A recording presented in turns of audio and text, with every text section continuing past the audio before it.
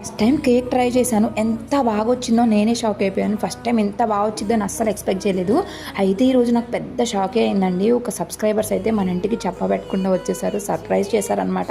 నేను full shock అయిపోయాను. ఇంకా అందరూ మా ఇంట్లో వాళ్ళందరూ సెలబ్రిటీ అయిపోయావు నువ్వు, ఇంకా మమ్మల్ని గుర్తుపెట్టుకో అని తెగ నవ్విచ్చేశారు. నాకు మాత్రము నిజంగా చాలా భయమేసింది. తర్వాత కూడా చాలా టెన్షన్గా అనిపించింది. వాళ్ళు ఎంత మంచిగా ప్రేమగా వచ్చి చాలా మంచిగా మాట్లాడారు. కానీ ఎంతైనా మనకి ఏంటంటే ఇంటికి వచ్చేస్తే కొంచెం భయంగా అనిపించింది కదా, కానీ ఎంతో ప్రేమగా మాట్లాడారు. చాలా హ్యాపీగా అనిపించింది. ఓకే, నన్ను కూడా గుర్తుపడుతున్నారు, నన్ను కూడా ఇష్టపడుతున్నారు. నా కోసం కాదు చెప్పాలి అంటే, హవి కోసం వచ్చారు వాళ్ళు. హవి చేసే అల్లరి పనులన్నీ కూడా చాలా నచ్చుతాయి అంట.